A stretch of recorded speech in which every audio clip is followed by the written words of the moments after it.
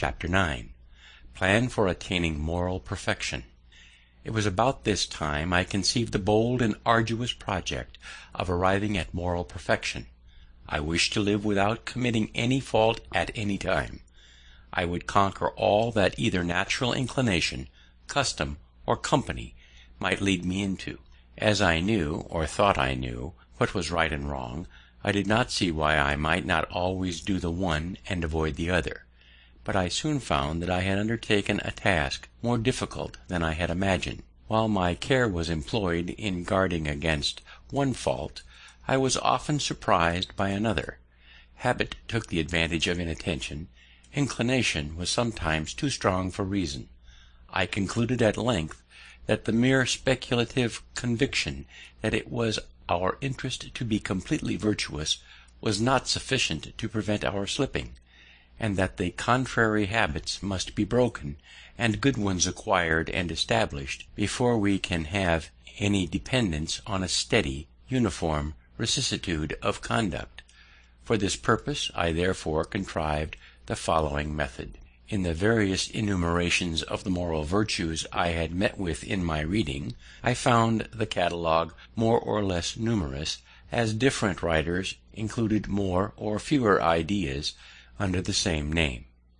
Temperance, for example, was by some confined to eating and drinking, while by others it was extended to mean the moderating every other pleasure, appetite, inclination, or passion, bodily or mental, even to our avarice and ambition. I proposed to myself, for the sake of clearness, to use rather more names, and fewer ideas annexed to each, than a few names with more ideas, and I included under 13 names of virtues all that at that time occurred to me as necessary or desirable, and I annexed to each a short precept which fully expressed the extent I gave to its meaning. These names of virtues, with their precepts, were: 1. Temperance. Eat not to dullness, drink not to elevation. 2. Silence. Speak not but what may benefit others or yourself. Avoid trifling conversation. 3. Order. Let all your things have their place. Let each part of your business have its time. 4. Resolution. Resolve to perform what you ought. Perform without fail what you resolve. 5. Frugality. Make no expense but to do good to others or yourself, i.e., waste nothing. 6. Industry. Lose no time. Be always employed in something useful. Cut off all unnecessary actions. 7. Sincerity. Use no hurtful deceit. Think innocently and justly, and if you speak, speak accordingly. 8. Justice. Wrong done by doing injuries or omitting the benefits that are your duty. 9. Moderation. Avoid extremes. Forbear resenting injuries so much as you think they deserve. 10. Cleanliness. Tolerate no uncleanliness in body, clothes, or habitation. 11. Tranquillity. Be not disturbed at trifles, or at accidents common or unavoidable. 12. Chastity. 13. Humility. Imitate Jesus and Socrates. My intention being to acquire the habitude of all these virtues, I judged it would be well not to distract my attention by attempting the whole at once, but to fix it on one of them at a time, and when I should be master of that, then to proceed to another, and so on, till I should have gone through the 13, and, as the previous acquisition of some might facilitate the acquisition of certain others, I arranged them with that in view, as they stand above. Temperance first, as it tends to produce that coolness and clearness of head which is so necessary when constant vigilance has to be kept up, and guard maintained against the unremitting attraction of ancient habits and the force of perpetual temptations. This being acquired and established, silence would be more easy, and my desire being to gain knowledge at the same time that I improved in virtue, and considering that in conversation it was obtained rather by the use of the ears than of the tongue, and therefore wishing to break the habit I was getting into of prattling, punning, and joking, which only made me acceptable to trifling company, I gave silence the second place. This and the next order I expected would allow me more time for attending to my project and my studies. Resolution, once become habitual, would keep me firm in my endeavours to obtain all the subsequent virtues. Frugality and industry, freeing me from my remaining debt, and producing affluence and independence, would make more easily the practice of sincerity and justice, etc., etc. Conceiving then that, agreeably to the advice of Pythagoras in his Golden Verses, daily examination would be necessary, I contrived the following method for conducting that examination. I made a little book, in which I allotted a page for each of the virtues. I ruled each page with red ink, so as to have 7 columns, one for each day of the week, marking each column with a letter for the day. I crossed these columns with 13 red lines, marking the beginning of each line with the first letter of one of the virtues, on which line, and in its proper column, I might mark, by a little black spot, every fault I found upon examination to have been committed respecting that virtue upon that day. Footnote: Pythagoras was a famous Greek philosopher who lived about 582 to 500 B.C. The Golden Verses here ascribed to him are probably of later origin. The time which he recommends for this work is about even or bedtime, that we may conclude the action of the day with the judgment of conscience, making the examination of our convention an evening song to God. End of footnote. I determined to give a week's strict attention to each of the virtues successively. Thus, in the first week, my great guard was to avoid the least offence against temperance, leaving the other virtues to their ordinary chance, only marking every evening the faults of the day. Thus, if in the first week I could keep my first line marked T, clear of spots, I supposed the habit of that virtue so much strengthened, and its opposite weakened, that I might venture extending my attention to include the next, and for the following week keep both lines clear of spots. Proceeding thus to the last, I would go through a course complete in 13 weeks, and 4 courses in a year. And like him who, having a garden to weed, does not attempt to eradicate all the bad herbs at once, which would exceed his reach and his strength, but works on one of the beds at a time, and having accomplished the first, proceeds to a second, so I should have, I hoped, the encouraging pleasure of seeing on my pages the progress I made in virtue by clearing successively my lines of their spots, till at the end, by a number of courses, I should be happy in viewing a clean book after a 13 weeks' daily examination.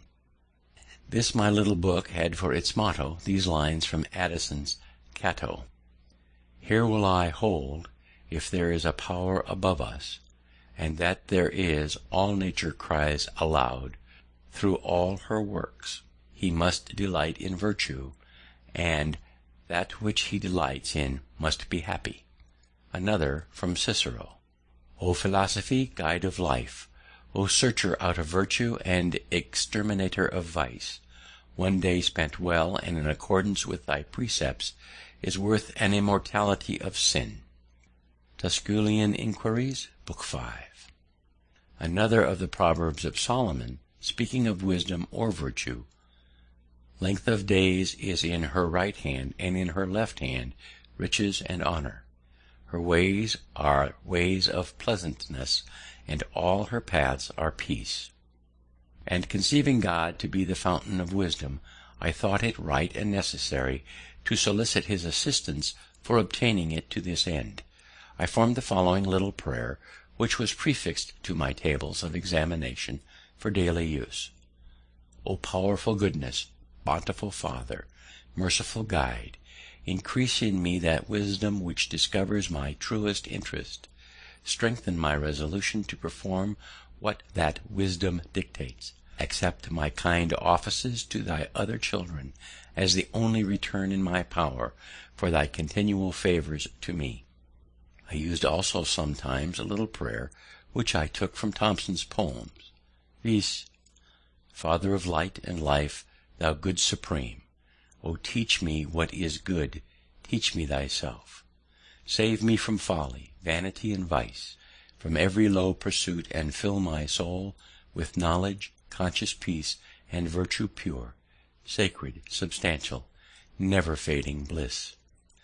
The precept of order, requiring that every part of my business should have its allotted time, one page of my little book contained the following scheme employed for the 24 hours of a natural day. 5. Rise, wash, and address. 6. Powerful goodness. Contrive day's business, and take the resolution of the day. 7. Prosecute the present study and breakfast. The morning question, what good shall I do this day? 9. Work. 12 noon, read or overlook my accounts, and dine. 3. Work. Evening. 6. Put things in their places, supper, music, or diversion, or conversation. Evening question, what good have I done to-day?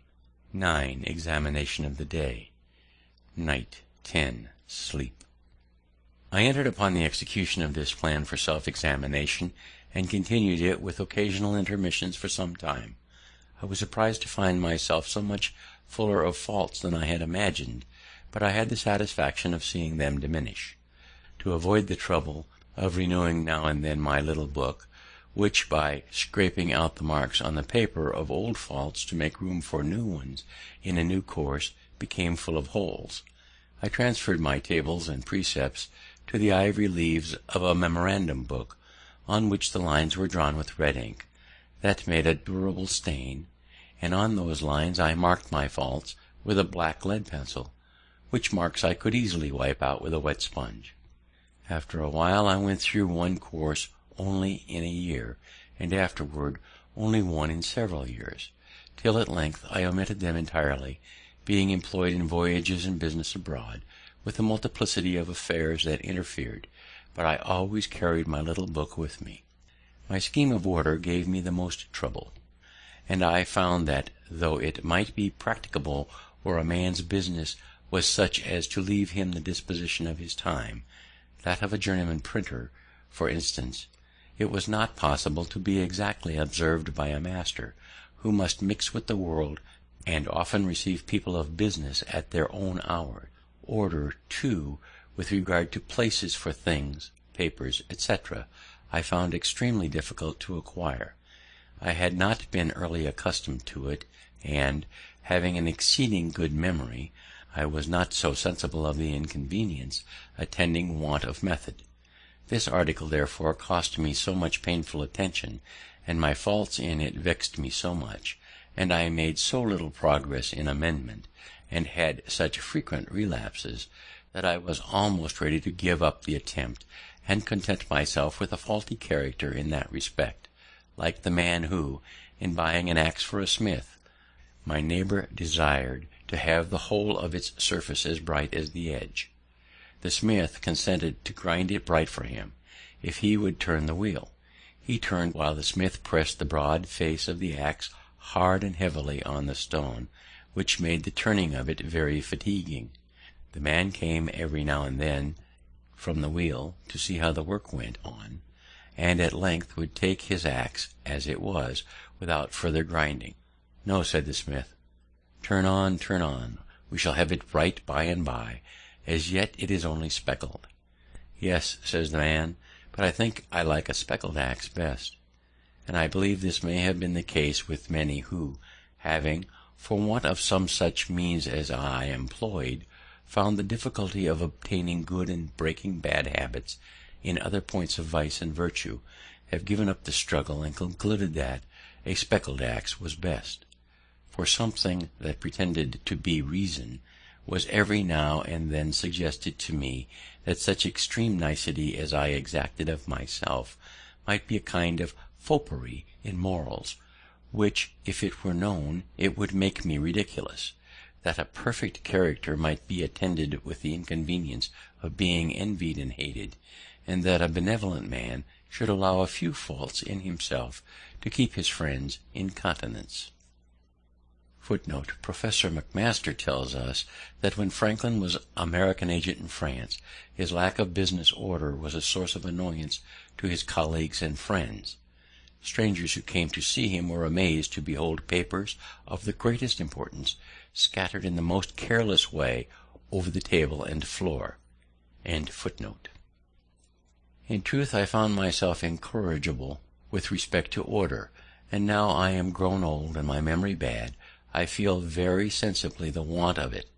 But on the whole, though I never arrived at the perfection I had been so ambitious of obtaining, but fell far short of it, yet I was, by the endeavour, a better and a happier man than I otherwise should have been, if I had not attempted it, as those who aim at perfect writing by imitating the engraved copies, though they never reach the wished for excellence of those copies, their hand is mended by the endeavour, and is tolerable while it continues fair and legible.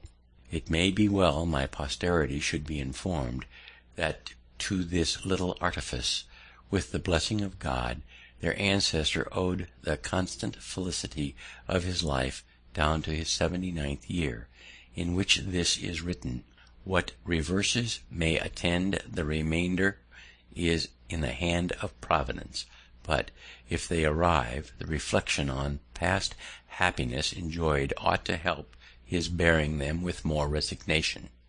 To temperance he ascribes his long-continued health, and what is still left to him of a good constitution; to industry and frugality, the early easiness of his circumstances and acquisition of his fortune, with all that knowledge that enabled him to be a useful citizen, and obtain for him some degree of reputation among the learned; sincerity and justice, the confidence of his country, and the honourable employs it conferred upon him, and to the joint influence of the whole mass of the virtues, even in the imperfect state he was able to acquire them; all that evenness of temper, and that cheerfulness in conversation, which makes his company still sought for, and agreeable even to his younger acquaintance.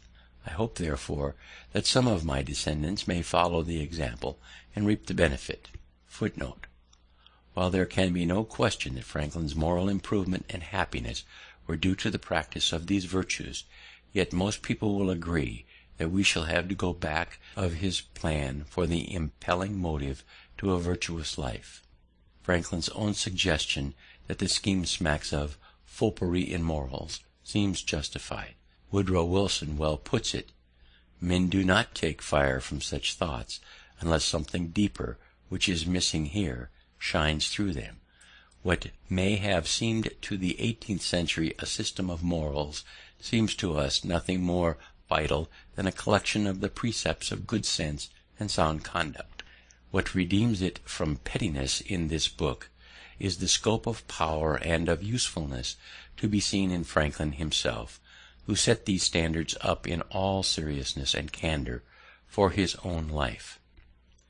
See Galatians chapter 5 for the Christian plan of moral perfection. End footnote. It will be remarked that though my scheme was not wholly without religion, there was in it no mark of any of the distinguishing tenets of any particular sect. I had purposely avoided them, for being fully persuaded of the utility and excellency of my method, and that it might be serviceable to people in all religions, and intending some time or other to publish it, I would not have anything in it that should prejudice anyone of any sect against it.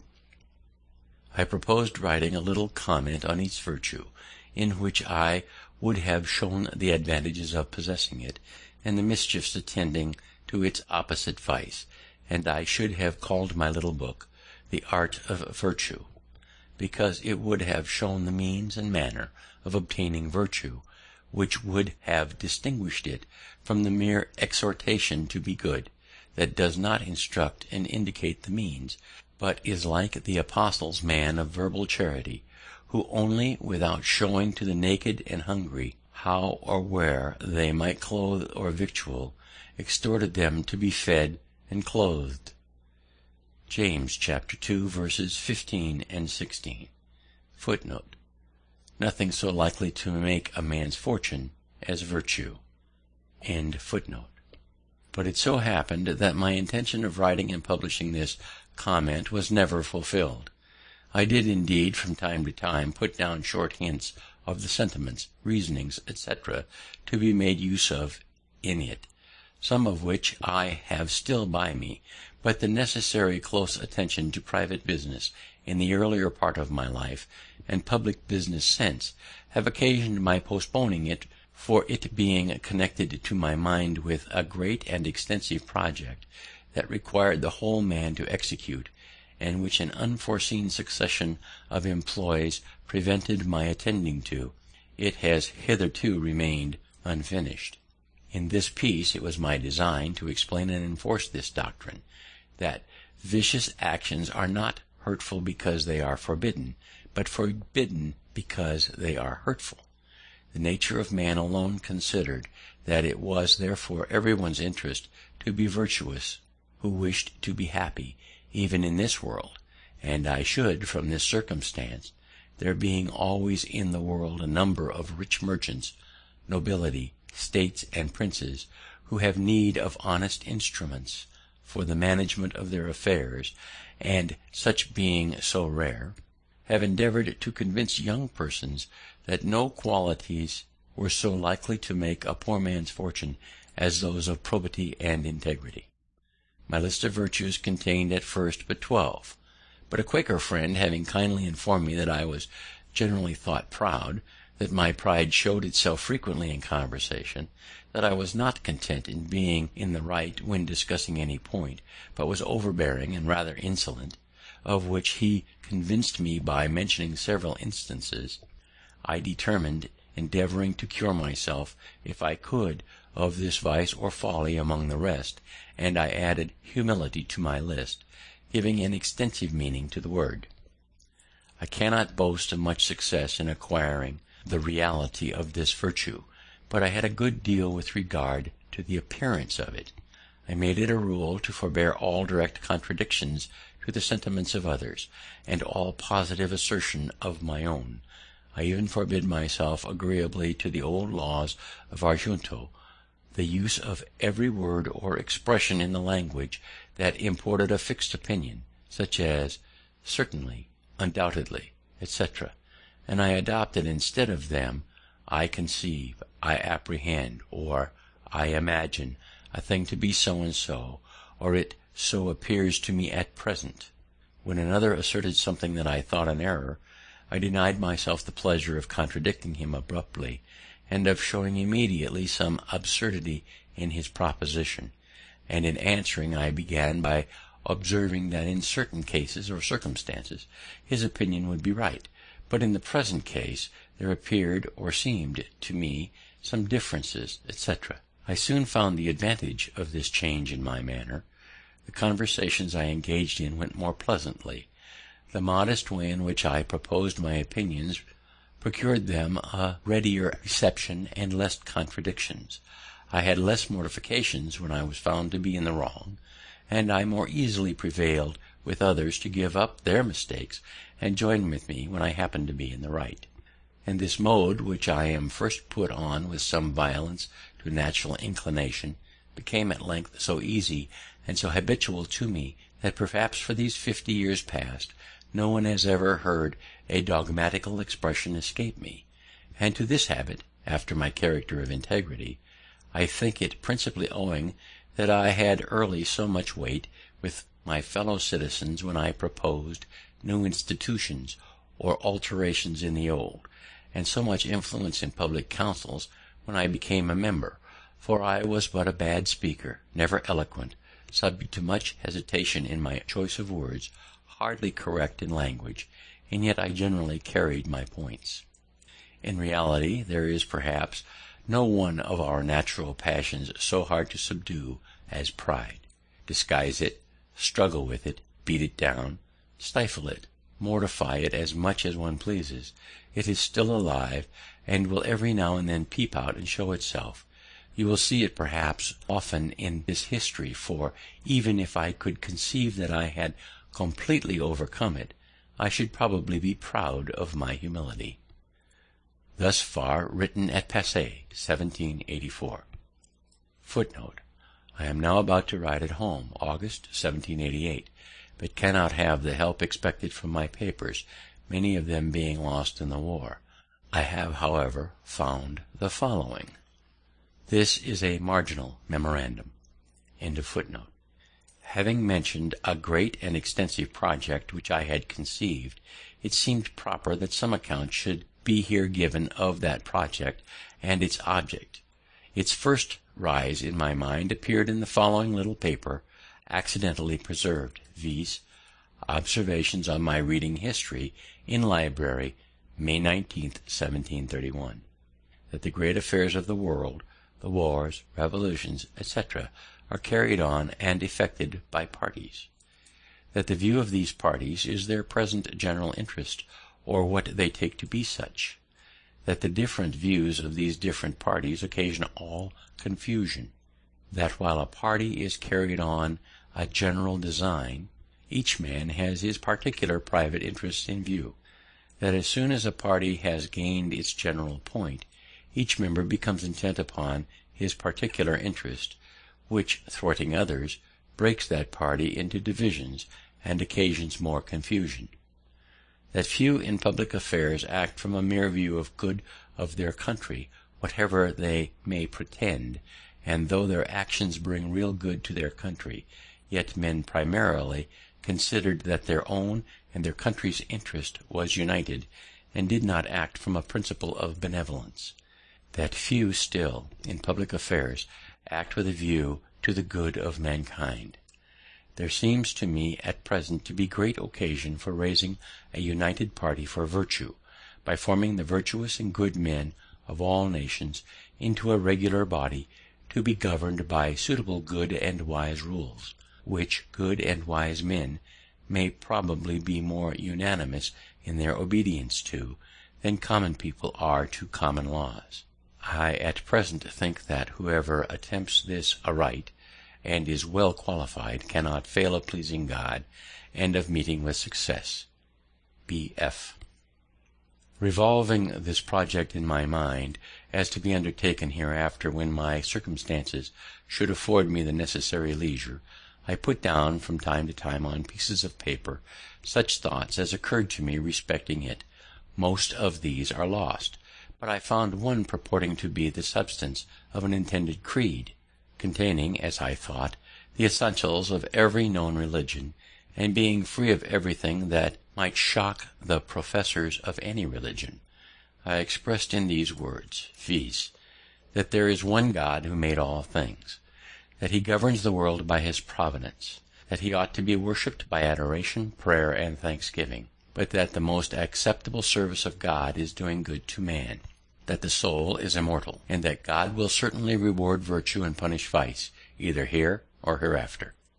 My ideas at that time were, that the sect should be begun and spread at first among young and single men only, that each person to be initiated should not only declare his assent to such creed, but should have exercised himself with the 13 weeks' examination and practice of the virtues, as in the before-mentioned model, that the existence of such a society should be kept a secret till it was become considerable, to prevent solicitations for the admission of improper persons, but that the members should each of them search among his acquaintances for ingenious, well-disposed youths, to whom, with prudent caution, the scheme should be gradually communicated, that the members should engage to afford their advice, assistance, and support to each other, in promoting one another's interests, businesses, and advancement in life, that for distinction we should be called the Society of the Free and Easy, free as being by the general practice and habit of the virtues, free from the dominion of vice, and particularly by the practice of industry and frugality, free from debt, which exposes a man to confinement, and a species of slavery to his creditors.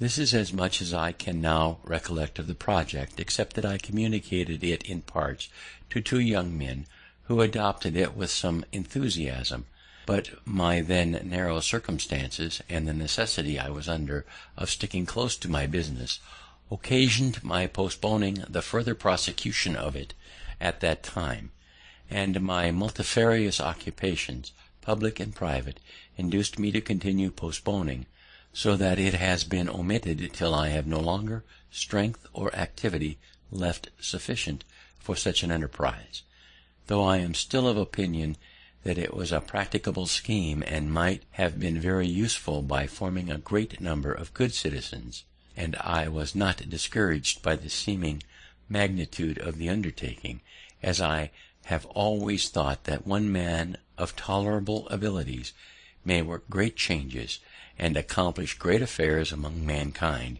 if he first forms a good plan, and, cutting off all amusements or other employments that would divert his attention, makes the execution of that same plan his sole study and business.